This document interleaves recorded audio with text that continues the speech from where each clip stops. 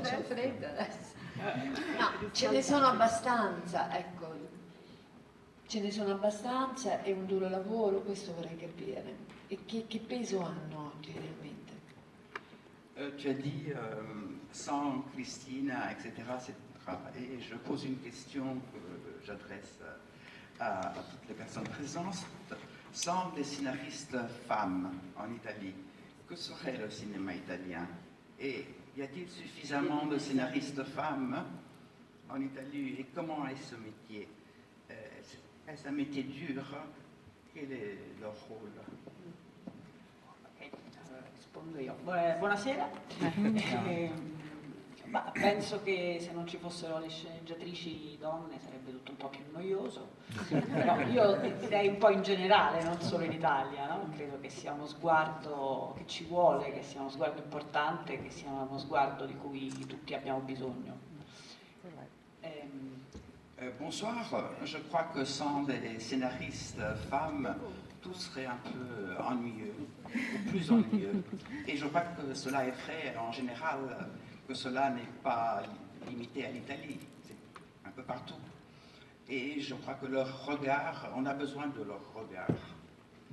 Quindi io, così, diciamo, facendo un discorso un po' più personale che mi riguarda, io ho cominciato a fare la sceneggiatrice non pensando di fare effettivamente questo lavoro, perché il mio primo lavoro è stato quello di fare l'attrice, quindi ci sono arrivata, diciamo, in un secondo momento. Et là, je fais un discours un peu plus personnel. Disons que j'ai commencé à être scénariste sans avoir pensé de me lancer dans ce travail, parce qu'au début, j'avais voulu et j'avais pensé être comédienne.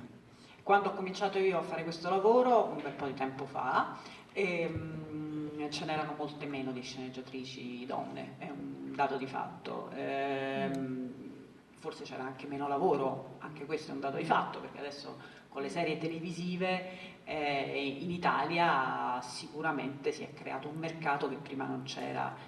Il cinema è stato da sempre, insomma, quasi appannaggio maschile, e quindi di conseguenza le donne, diciamo più o meno agli inizi degli anni '80, facciamo così un po' in modo generico, erano poche ancora rispetto a quelle che sono adesso. Ci sono ore.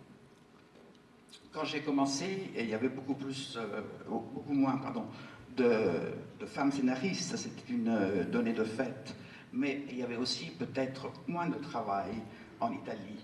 Et ce marché-là n'existait pratiquement pas, et c'est grâce aux séries que les choses ont commencé à changer.